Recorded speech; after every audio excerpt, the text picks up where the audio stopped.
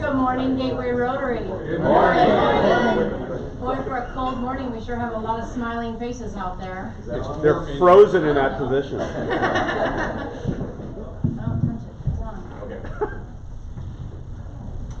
All right, well, it's nice to be back. It's a nice 2-week hiatus, for me anyway. Graham, would you please do the Pledge of Allegiance? Please join me in the pledge to our flag. I pledge allegiance to the flag of the United States of America and to the republic for which it stands, one nation under God, indivisible, with liberty and justice for all. And Ed Johnson, would you please do the 4-way test? Fellow Rotarians and guests, please join me in citing our 4-way test of the things we think, say, or do. First, Is it the truth? second, Is it fair to all concerned? third, Will it build goodwill and better friendships? fourth, Will it be beneficial to all concerned? and fifth. Is it fun?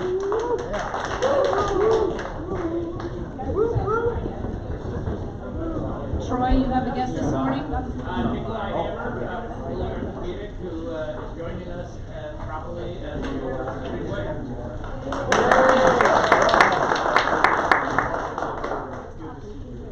Ruth?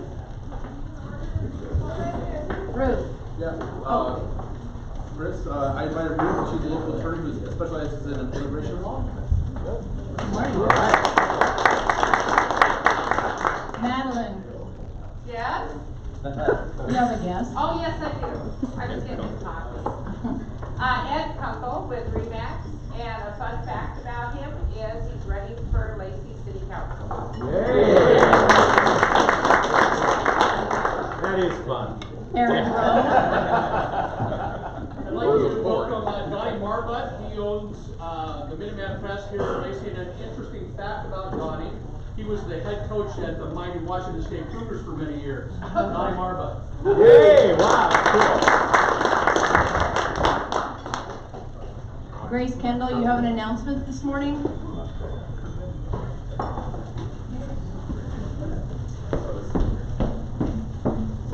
I'm doing it again, classifications talks. Anybody who has not signed up, that's new, you're first on the list, so I'm going to pass this around again. And if you did give your classification talk over 6 months ago, put it on here again, please. So I'm going to go ahead and start right here with Graham. I'm already signed up. The second thing is, this is the classification announcement, just to recognize some of the folks in our club that does a great job in the community, and are being recognized. Today is the Lacey South Sound Chambers The Business Awards at Indian Summer. We have several nominees that are competing. We got Think Chamber First, 94.5 Roxy, Jerry Farmer, Entrepreneur of the Year, Troy Kirby with Lacey Pocket Gophers, Workplace Excellence with Janine over Chicago Title, and the Military Awards with Jerry Wilkins. Perfect, awesome. And also to make this even more of a special day is our sponsors, also from the club.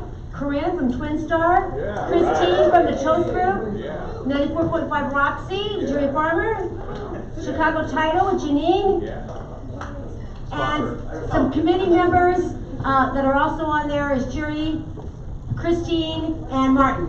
Thank you.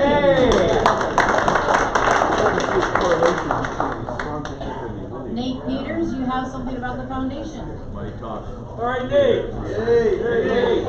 Okay, so many of you I hope received an email from me yesterday. There's a little link to a Google form all about our exciting Rotary Foundation apparel fundraiser. We're selling a men's quarter zip sweatshirt for $55 and a women's fleece vest for $50. $25 of your purchase goes for the Rotary Foundation in your name. So what we're really trying to get done here is that everyone can get some Gateway Rotary branded apparel, but then also be able to donate to the foundation. And so check the email. I'll be in the back before and after the club meeting. I'm accepting cash or check. We're not doing online payments. Crystal. I'm a man and I want the best in a men's. Can I get that? Yes, so we are doing the oh wait, hold on, let me explain though. So we're doing the apparel stuff with Bud Bait with John Grantham, one of our members, who is being very generous in this partnership with us. He does a ton of free, or not free, excuse me, he does a ton of different apparel options, so he has the men's vest as well. For this fundraiser, we're only doing the men's quarter zip and the women's vest. The purpose of that is that we don't have over 110 orders of different things of what he's offering. So he does have the opportunity to do a vest, but for our fundraiser specifically, we're only doing the quarter zip for men's and the vest for women's. Next year we can do something different. Okay. Thank you. Thank you. And the fantastic and amazing Len Posher. Thank you, thank you, thank you. All right, here are the announcements that are for upcoming events. Does anybody know what's going on tomorrow afternoon starting at 4? Anybody? Let's hear it, see a hand. Social. Let's see a hand. I call on Crystal, I call on Janine, but she squeaked too loud. Come on, somebody else. Mike Leonard. Crystal night. Because it competes with my leadership Thurston County every month, but it's the Rotary After Work Social at Top Run? Ooh, So close. Some beer place. some beer place, yes. South Sound Fusion Taps, right across, basically across the street over here. Tomorrow, 4 o'clock with Crystal. It'll be a fun time, going 4 to 6:30. When you get out of work, come on down and visit. Should be a good time. Don't go to Top Run. The next social in March is at Mike Leonard. Top Rung.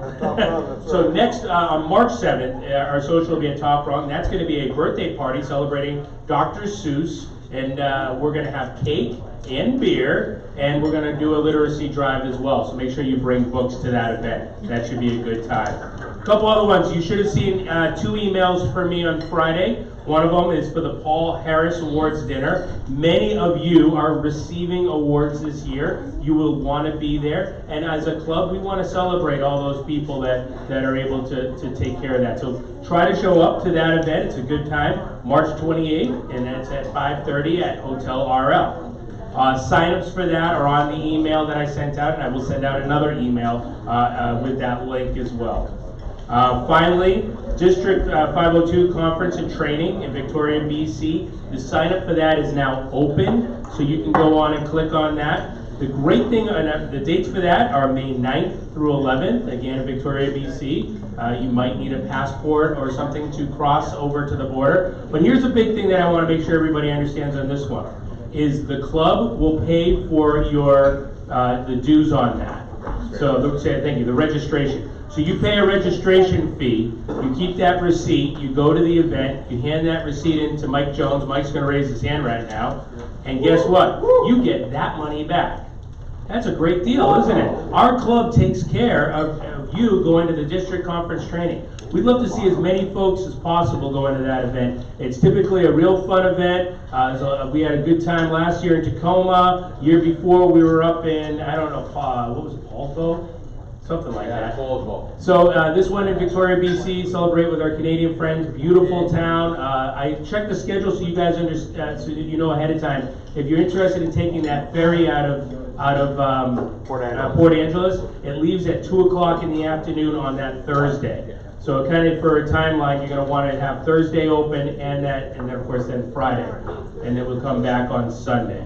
So any questions on that? We'll have more information. The sign-ups are on, and I'll be sending out emails on that. Anything else? Great. Thank you.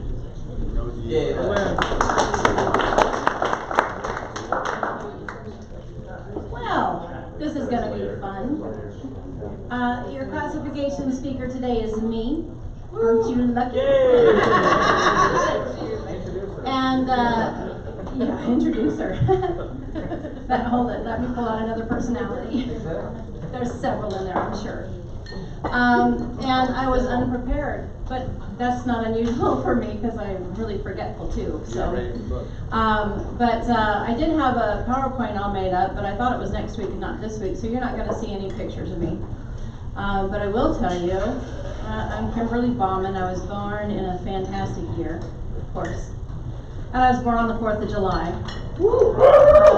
That's why you're so independent. Well, yeah, a little bit. My nickname for a long time has been Boom Boom because of the 4th of July, not because of the other reasons. But it kind of goes along with my personality too, if you've ever seen me get mad. So we all know that I kind of go boom every now and then. Oops. But since become a public figure, you know, having to deal with the public on a regular basis. I'm a realtor. I've been a realtor for 18 years. I try not to do that in public anymore. One day I was going to get out, somebody was being really aggressive and in a parking lot, and I was going to get out and let him have it, and my partner grabbed me and said, "You are a realtor." Yeah. I was like, "Oh, yeah, okay, I'll be good now." So yeah, there's a little bit of restraint there when you have to deal with the public. Generally, I'm a pretty nice person. I wouldn't say I'm mean. You know, I might be sometimes. Look at Jerry. Jerry's like, let's see. I will start out with, as a child, I was a victim of child abuse, very serious child abuse, both emotionally and physically. I was black and blue a lot of the time. And I dropped out of school when I was in high school, beginning of my sophomore year. I thought I was stupid. I thought I was dumb. I didn't think I was ever going anywhere. You're beautiful, Kim. Thanks, Mike. So I started out pretty tough. I was on the streets here in Olympia, and on my own. I slept under like the slides at the parks, slept under the slides. So I was one of the street kids here. So street kids, I'm going to say some of them, the ones that are the troublemakers, not so much on my good list, but the ones that are really having a hard time and are homeless hit my heart because that's where I was when I was a teenager. I went through 2 pretty bad marriages, and then I decided I was going to change my life. And I became a realtor. And a little more of that independence came out. I still felt really self-conscious. You know, I've had some people here in this group come to me and say, you know, I don't fit in here. I'm really self-conscious because a lot of people have a college education and I don't. And I've taken them aside and gone out with them and had coffee with them and explained to them, you know, these people don't know that and they don't judge you. I've been pretty open and honest with who I am and where I come from with you people, and I've never been judged. I've never been less than any one of you, and I thank you for that. And I've explained to them that they're going to feel the same way when they're in this group. They just need to stop doing the self-talk to themselves that pulls themselves down, because no one here is going to do that to you. And if you felt that, then we need to know that. So you can change your life, and I told my children that too.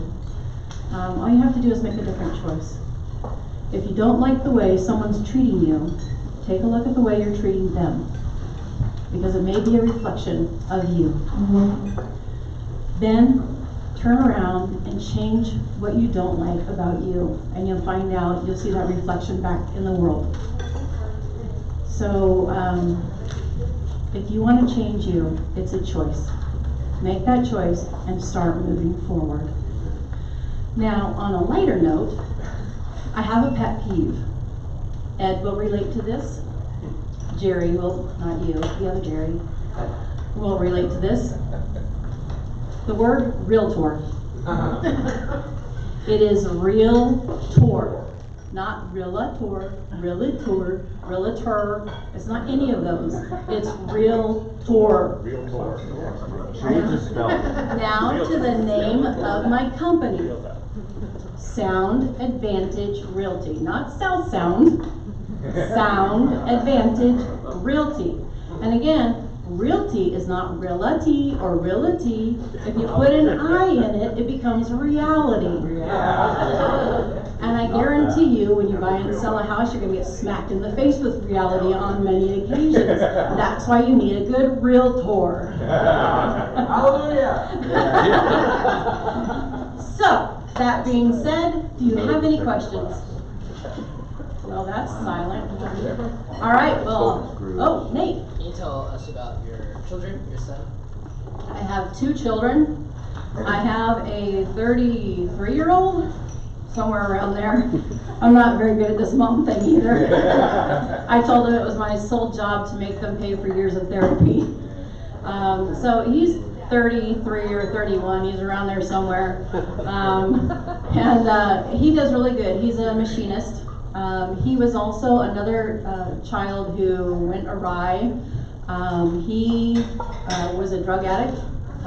He was arrested when he was 15 for all kinds of things, but at the age of 18, he turned his life around. At the age of 25, he came to me and he said, "Mom, do you know why I was able to do that?" And I said, "No, why?" And he goes, "Because you said I could make a different choice." He didn't do therapy, he did not do drug therapy, he simply made a different choice not to do drugs anymore. And he changed his life. So you can make a different choice. My other son is Zach Anderson, so that's Ryan Eichert. And Zach Anderson is 24, I know how old he is. Here's the last one, it's easy to keep track of when this is the last one. He does staging, lighting, design. He's very good at it, and it's his love. So I used to say, "Are you sure you want to do that? I don't think there's very much money in that." And he's like, "Yep, I want to do that." I cannot count the number of times he calls me or texts me and says, "Mom, can I borrow some money?" He hasn't done it in a while, and he says the income's coming up, so he's pretty happy. And as long as he's happy, that's all that matters. He works for a lot of the staging places around town. He works all the way up from Bellevue down to Portland, and he's pretty busy. So life is good. Any other questions? All right.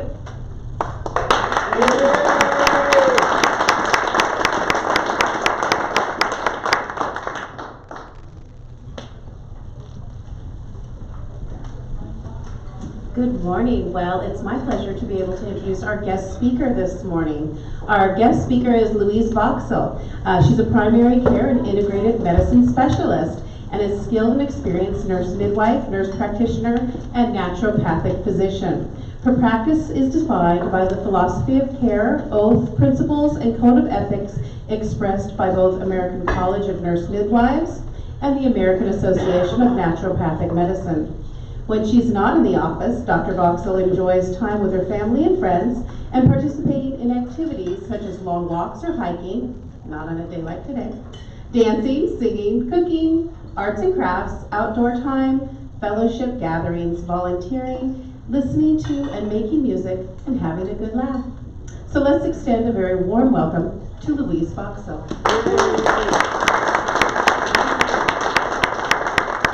We're having a little technical difficulty this morning, so she's going to be reading from her PowerPoint presentation because we weren't downloading quite the way we should have been. So it's going to be interesting. I may not even use it. You're gonna need a microphone. Okay. Sorry. That work for you? Okay. Good morning to everyone. I thank you for inviting me and having me with you. I am a new and young business here in town, Cosmas Integrated Care Solutions. We share a building with one of your members, Nancy, CNN Properties, and she's as the head of Navigate Financial. And basically our practice and practice care philosophy has to do with direct care. Have any of you heard about that new model of care in healthcare as an option at all, and what that is? So direct care was kind of born of going back into that old school model of when your doctor would come to your house and visit with you and actually spend time and get to know you and your family, and an understanding of what happens when what really determines health and health outcomes, and what are we going for when we're paying for health care. And most of us would say that we would like to be as healthy as possible for as long as possible. And what is the number one determinant of that? Any of you guys scared to guess what really determines how our health will be?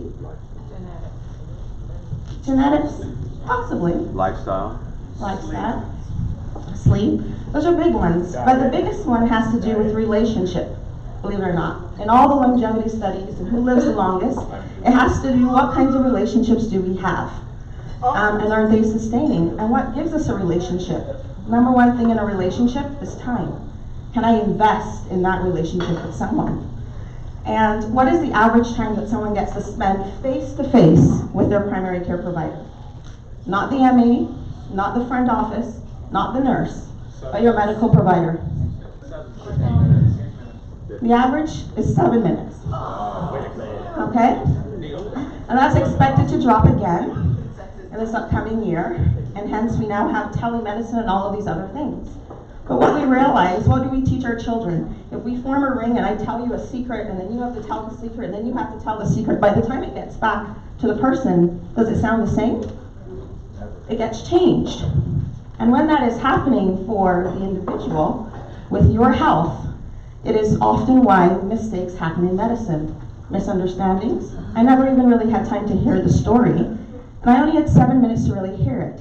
And most of us, when we go to a doctor and they do see us for those 7 minutes, and I have a question going on, what is the often thing that we leave the office with? Do we leave the office with an understanding? What's the quickest thing that we get? We often purposely get a prescription. And most of us may not even want to have the prescription, right? Versus what we would hope that we would have gotten in that interaction was, they understood me, they could actually give me some health advice, they could educate me on what was going on, they could maybe talk to me about some options, maybe they could even care about my lifestyle, what am I eating, all of those things that we do know impact our health. Because of that, and because I am from an island initially, I'm now an American citizen, realizing that it takes time to listen and hear the story and to understand, I've always practiced in a model of care where I can have 30 minutes, 60 minutes, 90 minutes, go be at bedside with my patient at all times. We're understanding that their direct communication with me is vital to changing their health care. And because of that, yes, I started as a midwife. We joke about midwives versus OBGYNs.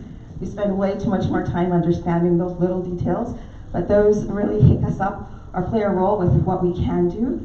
But unlike the United States, we say midwives care for a family and a woman throughout a lifetime, not just do deliveries, right? I went from the time of age 7 catching babies, but going to homes and dealing with osteoarthritic conditions in the house and different things like that.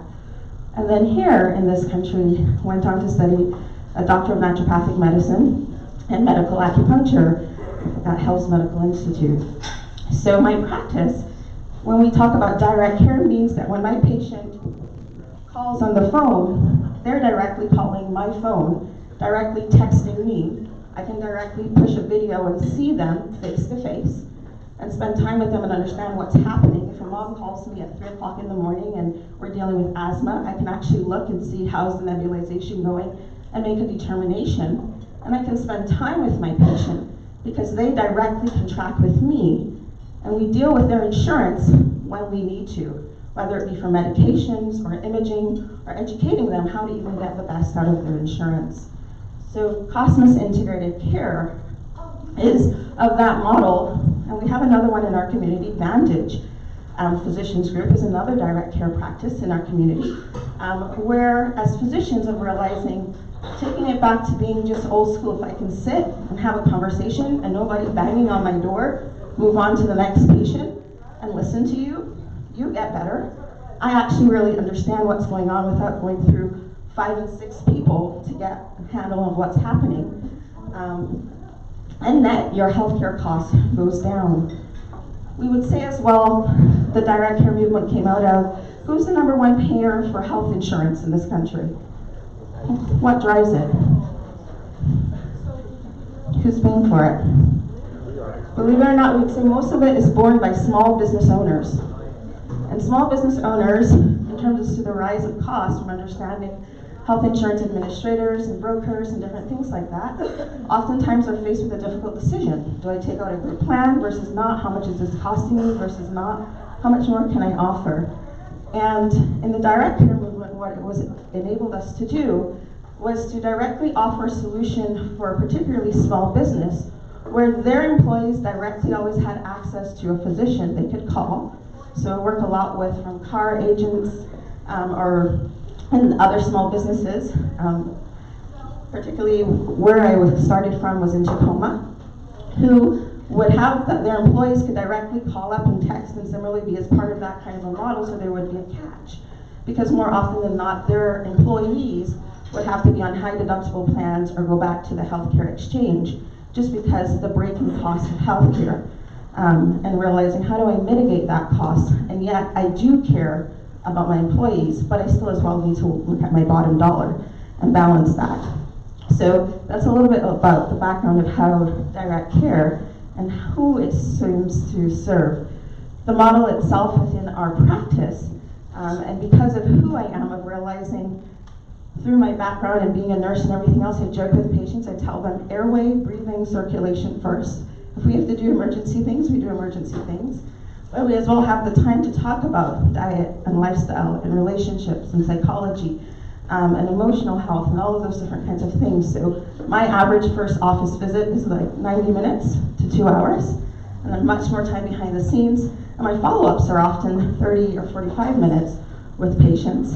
And the goal as well being that through a relationship you get to know someone. At first, more often than not, we only go to the doctor if something's really wrong, and I absolutely can't do anything else about it. But when you change that model and you have a direct relationship with your doctor, I'm not charging you every time you come in. You can call me and text me as much as you need to. So there isn't even a copay that inhibits you from being in communication with me. And so we can really work on things. But then to flip it on its head in terms as to what is healthcare about, where I then get to reach out to you outside of a crisis and say, hey, I haven't heard you for 6 months.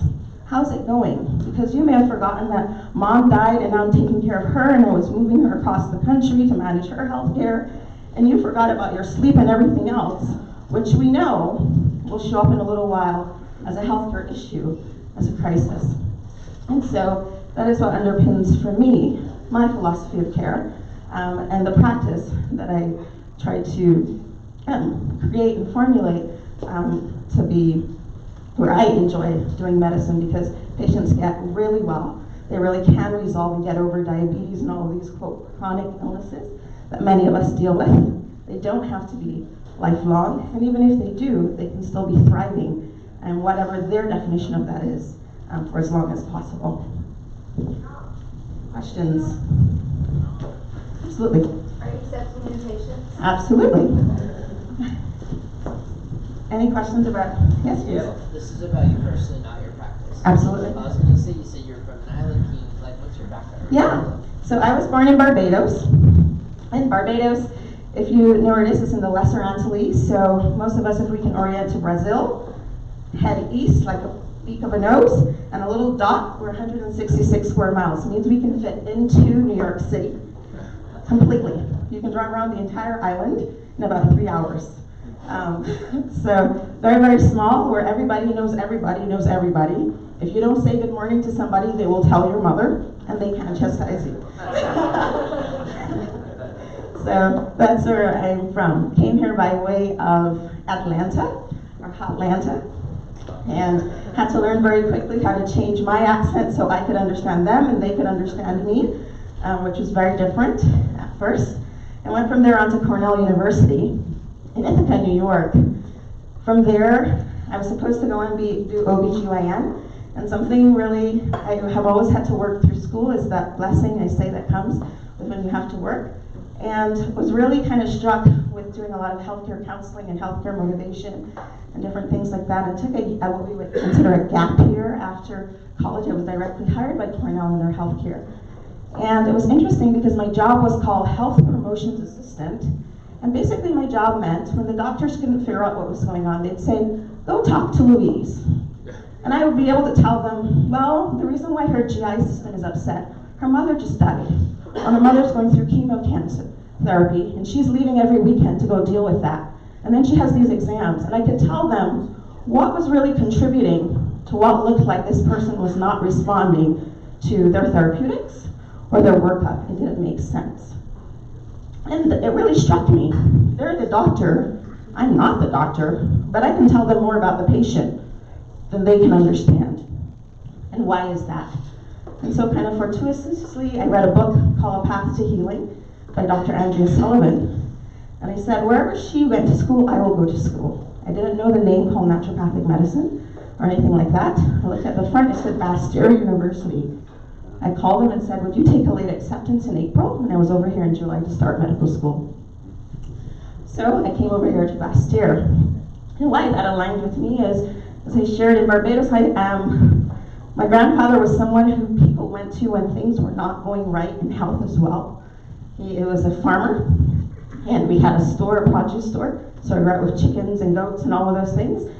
But in the back of his store, he had a room where he would work with patients and clients who, if they were not responding, because we only have one hospital on the entire island, so if they were not responding and there was too long of a wait, that he would help them. My aunts, 2 of them, were midwives, so they'd pick me up after school and going to people's homes and helping to care for them.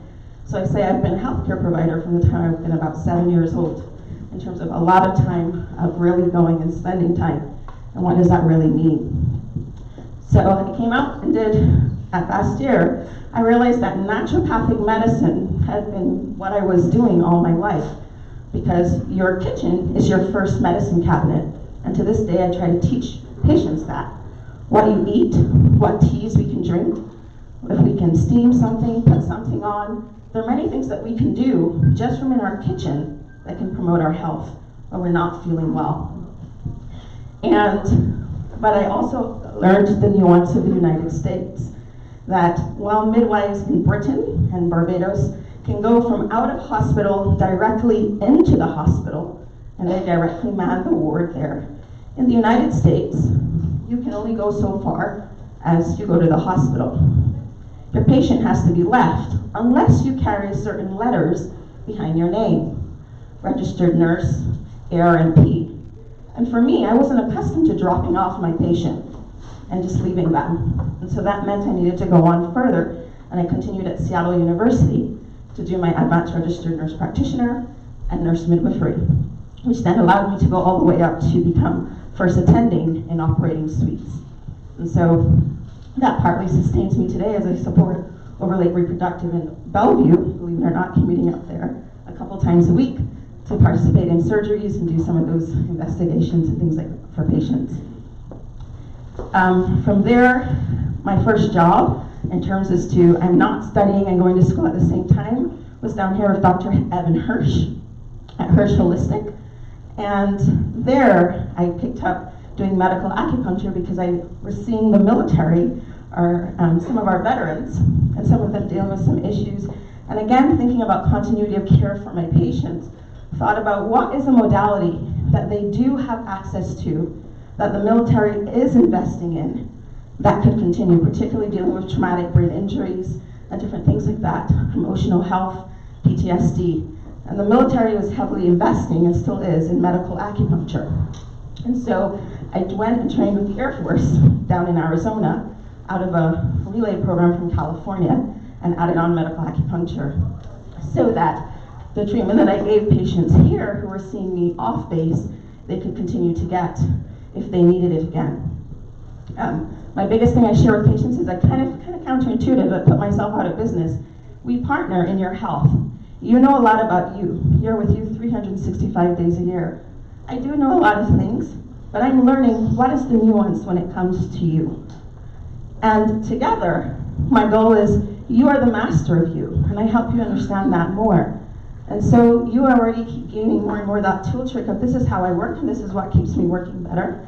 And if something happens, you start with that. And if we run out of that, I'm always there. You can always reach back to me. And so similarly for my patients as to if this is something that works for you, how does that continue independent of me should something happen to me? So a little bit different than having a system where you just have to keep coming on me and you're always dependent on myself. So kind of a little counterintuitive, I guess. Absolutely. Question. So that's my journey. I hope that answered your question. Yeah. John, are you part of a consortium or are you on insurance panels? I am not on insurance panels, actually. So I would be considered independent. Patients can submit what they call a HICFA or use their HSA or FSA if they needed to for certain covered programs, because I'm considered out of network as a direct care. So the whole thing about direct care is taking out the third-party insurance when you come to see me. Because when insurance plays when you come to see me, it means I can only spend a certain amount of time, and I have to say, nope, we can only address one question today. Come back in a month, and then come back in a month. Versus when we spend an hour and a half or 2 hours, I can take care of 5 or 10 things at once.